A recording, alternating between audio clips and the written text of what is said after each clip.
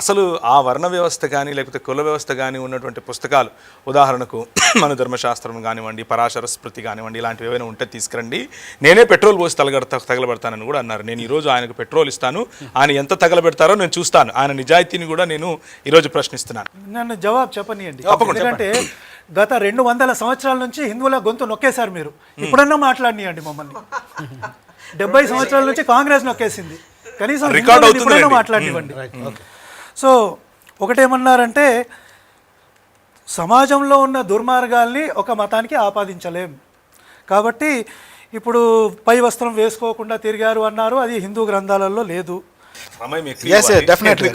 చాలాసేపటి నుంచి రైట్ చేస్తున్న పలుకులు కూడా మీరు నాకు ఇవ్వలేదు. సో దయచేసి మీరు నాకు కొంచెం సమయం ఇవ్వాలి. పాయింట్ బై పాయింట్ నేను నా మాటలు మాట్లాడతాను. సో నా పోయినసారి అంటే గత ఒక నెల క్రితం జరిగిన ప్రోగ్రాంలో భాస్కర్ రాజు గారు, నేను అప్పుడు యాంకరింగ్ చేస్తున్న సమయంలో ఒక మాట అన్నారు. అసలు ఆ వర్ణ వ్యవస్థ కానీ లేకపోతే కుల వ్యవస్థ కానీ ఉన్నటువంటి పుస్తకాలు, ఉదాహరణకు మన ధర్మశాస్త్రం కానివ్వండి, పరాశర స్మృతి కానివ్వండి, ఇలాంటివి ఏమైనా ఉంటే తీసుకురండి, నేనే పెట్రోల్ పోసి తగలబెడతానని కూడా అన్నారు. నేను ఈరోజు ఆయనకు పెట్రోల్ ఇస్తాను, ఆయన ఎంత తగలబెడతారో నేను చూస్తాను, ఆయన నిజాయితీని కూడా నేను ఈరోజు ప్రశ్నిస్తున్నాను. కులం లేదు అని అన్నారు. రామాయణంలో కులపతి అన్న పదం ఎలా వచ్చింది కులం లేకపోతే? రామాయణంలో బ్రాహ్మణులకు అధిపతిగా ఉన్న వ్యక్తిని కులపతి చేయాలని చెప్పి కుక్క వచ్చి మాట్లాడినప్పుడు పోయిన ఎపిసోడ్లో ఆయనే ఒప్పుకున్నారు. కుక్క వచ్చి మాట్లాడింది బ్రాహ్మణుడి పైన నేను చేశానని. కులమే లేనప్పుడు కులపతి ఎలా వచ్చాడు? ఆయన సమాధానం చెప్పాలి, మొదటి విషయం. రెండో విషయం, క్రైస్తవ మతం అన్యాయం చేస్తుంది, దాని గురించి వస్తాను. బ్రాహ్మణులు సులభ్ కాంప్లెక్స్లు నడుపుతున్నారు అని అన్నారు. సార్, నేను మీకు రక్షణ టీవీ పరిచర్యల సాక్షిగా అందరి ముందు చెప్తున్నాను, మనము నరేంద్ర మోదీ గవర్నమెంట్కు ఒక లేఖ రాద్దాం, బ్రాహ్మణులకు రిజర్వేషన్ కావాలి, వారు సులభ్ కాంప్లెక్స్లే నడుపుతారు ఇప్పటి నుంచి అని మేము రెడీ. మీరు ఒప్పుకుంటారా? మీరు ఒక స్టేట్మెంట్ ఇవ్వాలి. ఇప్పుడు బ్రాహ్మణులు సవర్ణులు సులభ్ కాంప్లెక్స్లే నడిపిస్తారు ఇప్పటి నుంచి, వారు చాలా పేదవాళ్ళు. మిగిలిన వాళ్ళందరూ ఐఏఎస్లు అవ్వాలి. ఏం సార్? మిగిలిన వాళ్ళందరూ ఐపీఎస్లు అవ్వాలి. బ్రాహ్మణులు సులభ్ కాంప్లెక్స్లే నడపాలి. మీరు చూస్తాను మీరేం మాట్లాడతారు. ఇప్పుడు దళితులపై ట్యాక్సులు వేసి శూద్రుని దోచుకున్నారు. ఇది రాజీవ్ మల్హోత్రా లాంటి భయంకరమైన దేశాన్ని విచ్ఛిన్నం చేసేటటువంటి ప్రజలు ఇచ్చే స్టేట్మెంట్. అలాంటి దానికి ఎంబీబీఎస్ డాక్టర్గా మీరు వత్తాసు పలకటం ఏమాత్రం నాకు నచ్చలేదు. ఎందుకు అనంటే, దళితులపై ట్యాక్సులు వేశారు అని చెప్తున్నారు. ట్యాక్స్ దళితులు మీరు ఎక్కడన్నా కనిపిస్తారా? లేకపోతే ట్యాక్స్ బాపనులు కనిపిస్తారా మీకు? రెవెన్యూ దళితులు కనిపిస్తారా? రెవెన్యూ బాపనులు కనిపిస్తారా మీకు? రెవెన్యూలు దళితులు కనిపిస్తారా? లేకపోతే రెవెన్యూ దోచిపెట్టిన క్షత్రియులు కనిపిస్తారా మీకు? సార్, ఇది దేశ చరిత్రను తెలుసుకోకపోతే చరిత్రహీనులం అవుతాం. ఇది అంబేద్కర్ గారు ఒక మాట చెప్పారు. ఈ విషయాన్ని దాన్ని కోట్ చేస్తున్నాను. బ్రాహ్మణులు సులభ్ కాంప్లెక్స్లు నడుపుకుంటారు అనంటే ఎంత హాస్యాస్పదమో, దళితుల పైన ట్యాక్స్లు వేశారంటే కూడా అంతే హాస్యాస్పదం. ఎందుకంటే సార్, దళితులు ఈ దేశంలో ఈ బయట నుంచి వచ్చినటువంటి వలసవాదులు వచ్చినప్పుడు దళితులకు తిండి లేదు, దళితులకు పై వస్త్రం వేసుకునే హక్కు లేదు, దళితులు గోచి కట్టుకొని తిరగాలి, మూతికి ఒక ముంత పెట్టుకోవాలి, ముడ్డికి ఒక చీపురు కట్టుకొని తిరగాలి. అది మా బతుకు. ఇక్కడ ఎవరు అలా దోచింది? వాడు వచ్చి దోచాడు, ఆ తెల్లోడు బ్రిటిషోడు దోపిడి దొంగ. మీకంటే ఎక్కువగా అరిచి నేను చెప్తాను. కానీ ఆ దొంగకు వత్తాసు పలికింది ఎవరు? బ్రాహ్మణవాదం కాదా? ఆ దొంగకు దోచిపెట్టింది ఎవరు? బ్రాహ్మణవాదం కాదా? ఆ దొంగ మీ దేవాలయాల దగ్గరకు వచ్చి కాపు కాస్తే పోయి చచ్చిపోయింది ఎవరు? దళితులు కాదా? ఎవరికి చెప్తున్నారు ఈ కథలు? కథలు ఎవరికైనా వేరే వాళ్ళకి చెప్పాలి. క్రిమినల్ ట్రైబల్ యాక్ట్ ఎవరు చేశారు సార్? బ్రిటిష్ వాళ్ళు చేశారా? కొంచెం రీసెర్చ్ చేస్తూ కూడా ఈ మాట మాట్లాడు. క్రిమినల్ ట్రైబల్ యాక్ట్ చేయించింది బ్రాహ్మణులు. క్రిమినల్ ట్రైబల్ యాక్ట్ చేసి తీరాలి అని పట్టింది బ్రాహ్మణులు. ఎందుకు అనంటే, ఫలానా సమాజం, మీరు ఏ సమాజం గురించి అయితే మీరు మీ సమాజంగా చెప్పుకుంటున్నారో ఆ సమాజం వెనుక వాళ్ళు ఒక ప్లీ వేశారు. ప్లీ వేసి ఈ సమాజం వాళ్ళు, ఎరుకళ్ళు, యానాదులు, కోయలు, గోండులు, ఇలాంటి వాళ్ళు కొంతమంది ఉన్నారు, వీళ్ళని మేము క్రిమినల్స్గా చూస్తాం, వాళ్ళు పుట్టుకతో నుంచే మా దగ్గర నుంచి అన్ని దోచుకొని పోయేవాళ్ళు, మేము రోడ్డు మీద వెళుతూ ఉంటే వాళ్ళు నడవటానికి వీల్లేదు, మేము వెళుతూ ఉంటే మా సొమ్ము వాళ్ళు దోచుకుని వెళ్తారు, కాబట్టి వాళ్ళను క్రిమినల్స్గానే గుర్తించండి అని ప్లీ వేసింది బ్రాహ్మణులు. ఎవరికి సార్ కథలు చెప్తారు? తర్వాత బుద్ధుడు విష్ణుమూర్తి. రేపు మళ్ళీ ఇదే ఆర్ఎస్ఎస్ కుహనా మేధావులు వచ్చి ఇక్కడ ఏం చెప్తారంటే, అంబేద్కర్ గారు కూడా విష్ణుమూర్తి అని అంటారు. ఈరోజు డేట్ రాసుకో అన్న, ఇదే జరుగుతుంది. రేపు యేసుప్రభువును కూడా విష్ణుమూర్తి అనే అంటారు. ఎందుకంటే అందితే జుట్టు, అందకపోతే కాళ్ళు. ఇది వీళ్ళ ఆర్ఎస్ఎస్ భావజాలం. ఇది నా వ్యక్తిగత అభిప్రాయం. ఎందుకనంటే విష్ణుమూర్తి, ఒకవేళ విష్ణుమూర్తి అంశమే కనుక బుద్ధుడైతే బుద్ధుడిని ఎందుకు తరిమి చంపుతారండి? బుద్ధుని ఎందుకు ఈ దేశంలో లేకుండా చేస్తారండి? బుద్ధుడెందుకు ఈ దేశాన్ని విడిచిపెట్టి కాంబోడియా నుంచి, థాయిలాండ్ నుంచి, శ్రీలంక వరకు, సమాత్ర వరకు, జావా వరకు వెళ్ళిపోతాడు? ఎందుకని ఆఫ్ఘనిస్తాన్లో కూడా ఉండగలుగుతుంది కానీ భారతదేశంలో ఉండలేకుండా పోతుంది. ఏంటి దానికి కారణం? బౌద్ధ మఠాలను ఎందుకు చంపుతారు? పుష్యమిత్ర మహాశుంగుడు ఎందుకు చంపుతాడు? శుంగుడు చంపినటువంటి ఒక్కొక్క బౌద్ధ మఠ అధిపతి తలకు ఇన్ని వందల దీనారాలు ఇస్తానని ఎట్లా చెప్తాడు? ఏం మాటలు మాట్లాడుతున్నారు? ఏదైనా మాట్లాడితే అతకాలి కదా. తర్వాత చరిత్ర వక్రీకరించారు ఎవరు? బ్రిటిష్ వాళ్ళు. చాలా సంతోషం, చరిత్ర వక్రీకరించారా? ఓకే, చరిత్ర వక్రీకరిస్తే అసలు రాముడు లేడని రాయాలి కదా, చరిత్ర వక్రీకరిస్తే బుద్ధుడు లేడని రాయాలి కదా, చరిత్ర వక్రీకరిస్తే కులమే లేదని రాయాలి కదా, చరిత్ర వక్రీకరిస్తే ఈ పుస్తకాలన్నీ కాల్చేయాలి కదా. వాళ్ళు ఎందుకు ట్రాన్స్లేట్ చేస్తారు? వాళ్ళు ఎందుకు తీసుకొచ్చి మనకిస్తారు? 1500 సంవత్సరాల క్రితం రాసినే లేదు కదా, చదువే లేదు కదా ఎవరికి రాయటానికి. చదువు లేని వాళ్ళు చరిత్ర ఎట్లా వక్రీకరిస్తారు? వాళ్ళు వచ్చి వాడికి భాష రాదు, వాడికి కావాల్సింది ఏంది? దోచుకుపోవడం అని మీరే చెప్పారు. దోచుకుపోయేవాడు మీకు ఎందుకు భాష రాసిస్తాడు? దోచుకుపోయేవాడు మీకు ఎందుకు చదువు చెప్తాడు? దోచుకుపోయేవాడు మీ పుస్తకాలు ఎందుకు ట్రాన్స్లేట్ చేస్తాడు? దోచుకుపోయేవాడు మీ ఆలయాల కాపలా ఎందుకు కాస్తాడు? ఇదంతా బ్రాహ్మణవాద కుట్ర. ఇప్పుడు కొత్తగా ఆర్ఎస్ఎస్ విహెచ్పీలు తీసుకొస్తున్నటువంటి ఒక స్టిక్కర్, బంపర్ స్టిక్కర్ ఏంటంటే దళితులు పోగొట్టుకోకూడదు కాబట్టి బుద్ధుడు మావాడు, దళితులు పోగొట్టుకోకూడదు అంబేద్కర్ విష్ణుమూర్తి స్వభావం. ఇది ఇప్పుడు చెప్పేటటువంటి కథ. కాబట్టి బ్రిటిష్ వాళ్ళు క్రైస్తవులే కదా అని అన్నారు. సార్, బ్రిటిష్ వాళ్ళు ఈ దేశానికి వచ్చి భాస్కర్ రాజు గారు 80 సంవత్సరాల వరకు ఉన్నంత వరకు వాళ్ళు ఆరాధించుకోవటానికి కూడా వాళ్ళ దగ్గర చర్చి లేదు. వాళ్ళు క్రైస్తవులు ఎట్లా అవుతారండి? ఆల్బర్ట్ ఐన్స్టీన్ అని పేరు పెట్టుకుంటే క్రైస్తవుడని, భాస్కర్ రాజు అని పేరు పెట్టుకుంటే హిందువు అని. ఇది కనుక స్టాండర్డ్ అయితే నేను హిందువుని అవ్వాలి, నా పేరు ప్రవీణ్ కుమార్. అది కాదు సార్ స్టాండర్డ్. స్టాండర్డ్ ఏంటంటే ఇదిగో ఈ 66 పుస్తకాలు ఉన్నటువంటి బైబిల్ గ్రంథాన్ని ఎవడైతే విశ్వసిస్తాడో వాడు క్రైస్తవుడు అవుతాడు. ఒకవేళ ఇక్కడికి వచ్చినటువంటి బ్రిటిష్ వాళ్ళు క్రైస్తవులే అయితే విలియం కేరీని రాకుండా ఎందుకు ఆపుతారు? జీగన్ బాల్ గారిని రాకుండా ఎందుకు ఆపుతారు? క్రైస్తవ మిషనరీ సంస్థలు రాకూడదు అని వాళ్ళపైన చట్ట వ్యతిరేకమైనటువంటి అంటే వీసా ఉల్లంఘనలు అన్న పేరు మీద దిగిన వెంటనే ఓడలెక్కించి ఎందుకు పంపిస్తారు? వాళ్ళని ఇక్కడ రోడ్డు మీద కొట్టి చంపుతూ ఉంటే కూడా మాకు పట్టినట్టు ఎందుకుంటారు అని అంటే వారికి క్రైస్తవ భావజాలానికి ఏ సంబంధం లేదు కాబట్టి. బ్రిటిష్ వాళ్ళలో క్రైస్తవులు ఉంటారా? ఉంటారు. భారతీయుల్లో క్రైస్తవులు ఉంటారా? ఉంటారు. భారతీయులందరూ హిందువులేనా? కాదు. భారతీయుల్లో హిందువులు ఉంటారా? ఉంటారు. ఇది చిన్న లాజిక్ కదా, ఇది కూడా మిస్ అయితే ఎట్లా? బ్రిటిష్ వారు క్రైస్తవులు కాదు. భారతదేశపు చరిత్రను 1200 సంవత్సరాలు తీసేశారు అని అంటే తీసేసిన చరిత్రను ఎక్కడి నుంచి తీసుకొచ్చిండి మరి తీసేశారు కదా, ఇంక ఉండకూడదు కదా. తీసేసింది ఎలా నిరూపించండి మరి. ఒకవేళ ఉంది అని అంటే తీసేయలేదని అర్థమవుతుంది కదా. ఇది లాజికలీ కాంట్రడిక్టరీ స్టేట్మెంట్. చరిత్రను తీసేయటం ఎవరి చేత కాదు. చరిత్ర ఎప్పుడు చరిత్రనే. ఇంకోటి, బ్రిటిష్ వారి సహకారంతోనే అంబేద్కర్ గారు పార్లమెంటు మెట్లెక్కారు అని సోదరులు చెప్పారు. అది నిజమైన స్టేట్మెంట్. ఎందుకు అనంటే బ్రిటిష్ ప్రభుత్వం రాకముందు ఈ దేశంలో ఉన్నటువంటి బడుగు బలహీన వర్గాలు, ఎస్సీ ఎస్టీ బీసీ మైనారిటీలుగా చెప్పుకునే మైనారిటీల్లో మరి ముస్లింలు నేను ప్రత్యేకిస్తున్నాను. ఎందుకంటే అప్పటికి పాలక వర్గంలో ముస్లింలు ఉన్నారు. లేని వాళ్ళు ఎవరు అనంటే బీసీలు, లేని వాళ్ళు ఎవరు అనంటే ఎస్సీలు, లేని వాళ్ళు ఎవరు అంటే ఎస్టీలు. అలాంటి వారికి గొంతుకగా మారారు క్రైస్తవ మిషనరీలు. అలాంటి వారికి చదువు చెప్పారు క్రైస్తవ మిషనరీలు. అలాంటి వారికి స్కూళ్ళు పెట్టారు క్రైస్తవ మిషనరీలు. అలాంటి వాళ్ళకు వైద్యం అన్నారు క్రైస్తవ మిషనరీలు. వీళ్ళేమన్నారు? పై వస్త్రం వేసుకుంటే స్తనాలకు వస్తామన్నారు. వీళ్ళేమన్నారు? మీరు చదివితే మేము మీ నాలుకలకు వస్తామన్నారు. బ్రెస్ట్ ట్యాక్స్ ఉండేదండి. వీళ్ళే రజాకారులను పెట్టి ఒకరు హింసిస్తే ఇంకొకడేమో పిలక పెట్టుకొని హింసించాడు. మొత్తానికి హింసించబడింది ఎవరు? మేమేగా. మాకు వాయిస్ అయినారు ఎవరు? బ్రిటిష్ వాళ్ళందరూ కాదు, వాళ్ళలో ఉన్నటువంటి క్రైస్తవ భావజాలం తెలిసినటువంటి వాళ్ళు.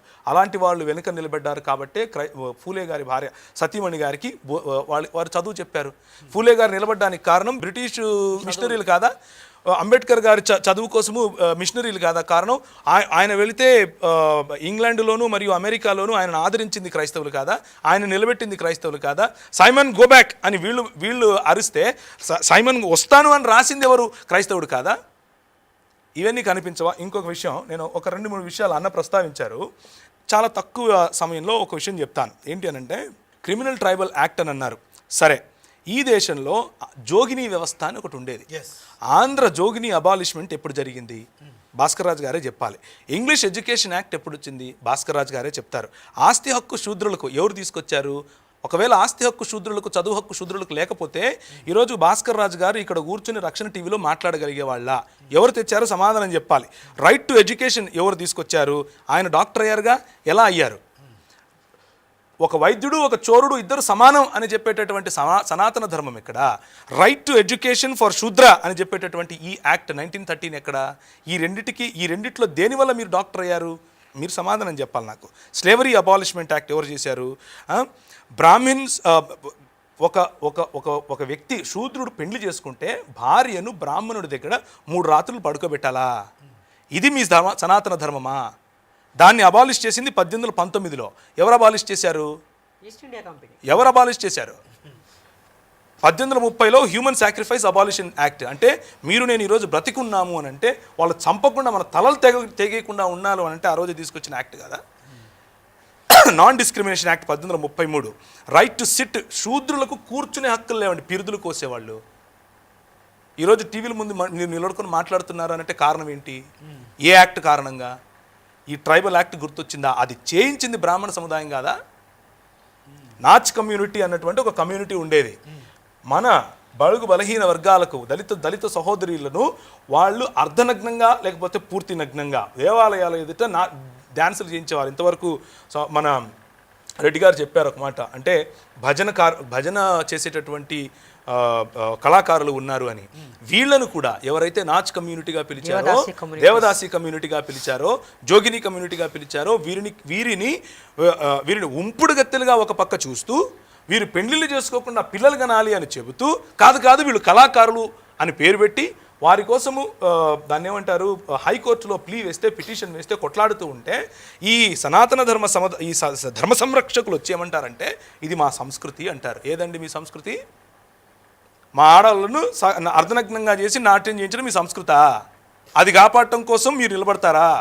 దానికి వ్యతిరేకంగా పోరాడితే బ్రిటిష్ వాడు క్రైస్తవుడైపోయాడా? ఇది మనకున్నటువంటి గొప్ప జ్ఞానం. కాబట్టి టైటిల్ సరి చేసుకోవాలి అని మన సహోదరులు చెప్పారు, భాస్కర్ రాజు గారు. నేను కూడా ఒప్పుకుంటున్నాను ఈ విషయానికి. ఎందుకు అని అంటే టైటిల్ సరి చేసుకోకపోతే సనాతన ధర్మం చేసింది ఏమీ లేదు అని తెలిసిపోతుంది. అందుకు సరి చేసుకోవాలంటున్నారు. ఇది నా వ్యక్తిగత అభిప్రాయం, దయచేసి మీరు వేరే రకంగా అర్థం చేసుకోకండి. అలాగే డెవలప్మెంట్తో మతానికి ముడిపెట్టకూడదు అని కూడా అన్నారు. ఎందుకు అని అంటే డెవలప్మెంట్ చేసింది ఏమీ లేదు కాబట్టి. ఎందుకంటే 25% జీడిపి వేరేవాడు కొల్లగొట్టుకుంటూ పోతూ ఉంటే కొల్లగొట్టి ఇచ్చింది మీరు కాబట్టి. 25% వేరేవాడు కొల్లగొట్టుకొని పోతున్నాడు అని అంటే దళితుల దగ్గర కొల్లగొట్టిపోయాడని అబద్ధం చెప్తున్నారు. ఎందుకు? ఆ 25% ఈ దేశంలో దళితుడికి ఆస్తి హక్కు లేదు. దళితుడు ఇంట్లో దాన్ని ఏమంటారు, కొబ్బరికాయల చెట్టు ఉందనుకోండి ఉదాహరణకు, చూస్తాడు ఎవడు ఆసామి, అరే బాగుందిరా కోసుకొచ్చి అంటే నోరు మూసుకొని తీసుకుని ఇవ్వాలి. అది అప్పటి ధర్మశాస్త్రం. మా ఇంట్లో అరటిగలలు పండితే నీవి, మా ఇంట్లో కూతురు పుడితే నీకు, మా ఇంట్లో వంకాయలు పండితే నీకు. మా దగ్గర నుంచి బ్రిటిష్ వాడు ఎక్కడ కొల్లగొట్టాడు? ఎలా కొల్లగొడతాడు? అసలు వాడు మా ఇంటికే రాడు, మీ దగ్గర ఆగిపోయాడు కదా. కొల్లగొట్టించి ఇచ్చింది మీరు. వాళ్ళ మీద పేరు పెడితే ఎట్లా? వాళ్ళు దోపుడుగాళ్లే, నేను ఒప్పుకుంటున్నాను. బ్రిటిష్ వాళ్ళు 100% దోచుకుపోయారు, కానీ దోచిచ్చింది మీరు.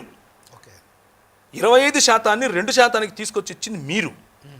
మీ ఆస్తులు కాపాడుకోవడం కోసం, మీ అధికార దాహాన్ని కాపాడుకోవడం కోసం వాళ్లకు తొత్తులుగా మారింది మీరు. బ్రిటిష్ వాళ్ళ తొత్తులుగా మీరు పనిచేసింది మీరు. కాబట్టి డెవలప్మెంట్ లేదు. కాబట్టి డెవలప్మెంట్ అనేది మతానికి ముడిపెట్టకూడదు అని భాస్కర్ రాజు గారు చెప్పారేమో అన్నది నా అభిప్రాయం. మరి పెట్రోల్ ఇచ్చి ఎప్పుడు ఎక్కడ ఎలా దహిస్తారో చెప్తే నేను కూడా వస్తాను. ఓకే భాస్కర్ రాజు గారు, మీరు స్పందించిన తర్వాత సార్కి ఇస్తాను. సో ఒకటి, ప్రవీణ్ పగడా గారు బ్రిటిష్ వాళ్ళు దుర్మార్గులను ఒప్పుకున్నారు. సో చాలా సంతోషం. వాళ్ళకు మాకు చుట్టరికం లేదని చెప్తున్నారు. అదే సో నా చిన్న క్వశ్చన్ అయితే గత సంవత్సరం రోజులుగా చెప్తున్నాం, కానీ కావాలనే మీరు వినలేదేమో నా అభిప్రాయం. జస్ట్ ఆన్ సైట్ టిక్లర్ విభు గారు కూడా అన్నారు పోయిన ప్రోగ్రామ్ లో. ఇంకెన్నిసార్లు చెప్పాలి? దుర్మార్గులు మనల్ని దోచుకెళ్లారని ఒప్పుకున్నారు. 100% సార్. ఎందుకంటే చాలా మంది క్రైస్తవులు ఈ మాటను ఒప్పుకోవట్లేదు. బ్రిటిష్ వాళ్ళు మాకు ఆత్మీయ బంధువులు అని, మాకేదో బాగా చేశారు అని చాలా విషయాలు చెప్తున్నారు. నీరవ్ మోడీని కానీ లేకపోతే విజయ్ మాల్యాన్ కానీ ఒక మతానికి సంబంధించిన వారుగా ముద్రించి తిట్టడం ఎంతవరకు కరెక్ట్? నేను ఒక చిన్న ప్రశ్న అడుగుతాను, నేను జవాబు ఇచ్చే ముందు. ఇప్పుడు బైబిల్లో ఒక విషయం లేదు, కానీ ఒక క్రైస్తవుడు తప్పు చేశాడు, అది మీరు బైబిల్కి కానీ క్రైస్తవానికి కానీ ఆపాదిస్తారా? లేదండి, మీరు సబ్జెక్ట్ని డివియేట్ నేను చేస్తారు. డివైడ్ చేయలేదు, చాలా స్ట్రైట్ పాయింట్. బైబిల్లో లేని విషయాన్ని ఎవరైనా క్రైస్తవుడు తప్పుగా చేస్తే మీరు దాన్ని క్రైస్తవానికి ఆపాదిస్తారా, బైబిల్కి ఆపాదిస్తారా? నేను సమాధానం చెప్పండి. మీ బైబిల్ ఏదో చెప్పండి, దాన్ని బట్టి సమాధానం చెప్తాను. మీ బైబిల్ గురించి నాకు బైబిల్ ఇదిగో ఇది అని చెప్తున్నాను. 66 పుస్తకాలు ఉన్నటువంటి బైబిల్ నా దగ్గర ఉంది.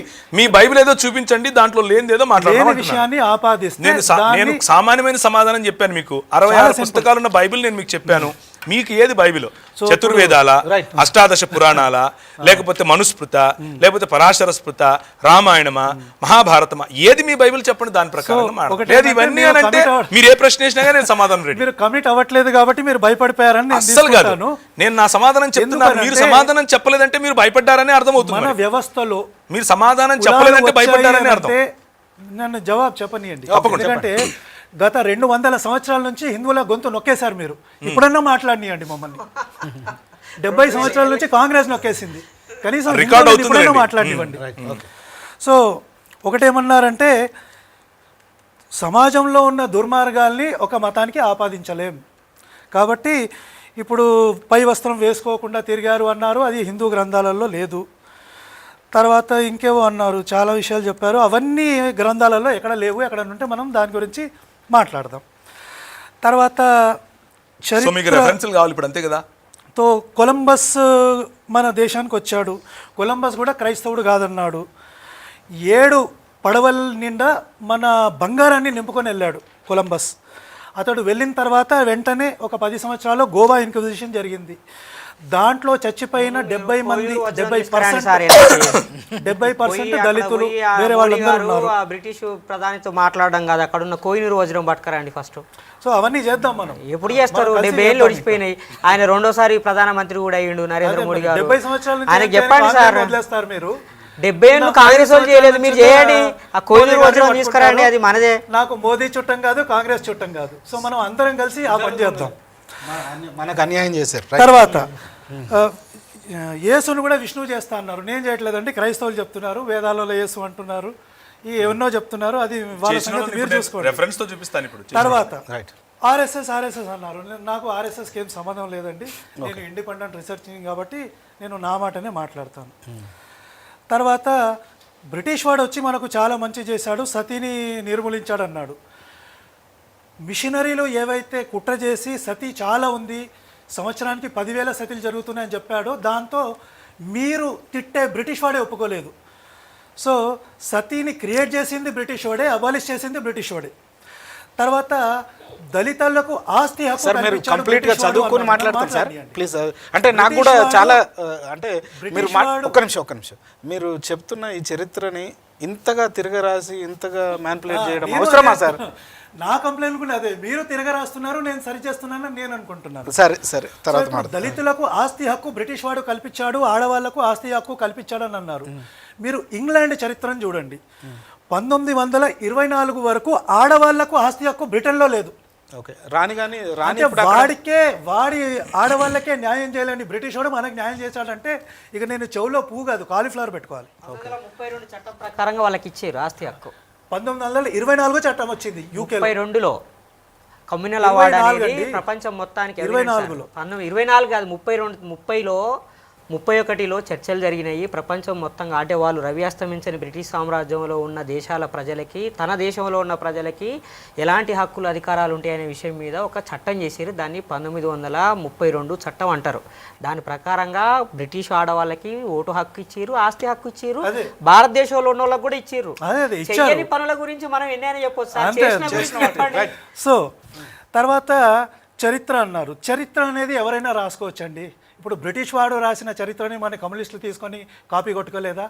సో ఎవరు ఏ చరిత్ర రాశారో ముఖ్యం కాదు, ఆ చరిత్రకు ఆధారం ఉందా, ఆర్కియాలజికల్ ఆధారం ఉందా, లిటరరీ ఆధారం ఉందా, జియోలాజికల్ ఆధారం ఉందా, అది చూడాలి మనం. కరెక్ట్. సో ఆర్కియాలజిస్ట్ అన్నారు. సో బీబీ లాల్ గారు అని ఒక ఆయన ఉంటారు. ఈ బీబీ లాల్ గారు ఎవరంటే ఈవెన్ అయోధ్యలో తవ్వకాలు చేసి అక్కడ గుడి ఉంది అని చెప్పిన ఆయన కూడా బీబీ లాల్ గారే. సో ఆయన ఆర్కియాలజీ చేసి ఏం చెప్పారంటే మరి అంతకుముందు ఈయన ఆర్యన్ ద్రవిడన్ సిద్ధాంతాన్ని ఒప్పుకున్న మనిషిన ఎవరు బీబీలాల్ గారు. సో ఈయన ఏం చేశారంటే చరిత్రను అంతా అక్కడ తవ్వి ఇండస్ వ్యాలీ సివిలైజేషన్ అంతా తవ్వకాలు జరిగిన తర్వాత ఆర్యన్ ద్రవిడన్ సిద్ధాంతం తప్పు అని ఒప్పుకుంది కూడా ఆయనే. సో సైంటిఫిక్ ఆధారం అడిగారు, ఇది ఆధారం బీబీలాల్ తర్వాత చాలా మంది చేశారు సార్, వచ్చారు. అప్డేట్ అవ్వాలి సార్ మీరు. ఇంకా చాలా అప్డేట్ అవ్వాలి మనము. సో చాలా అవ్వాలి.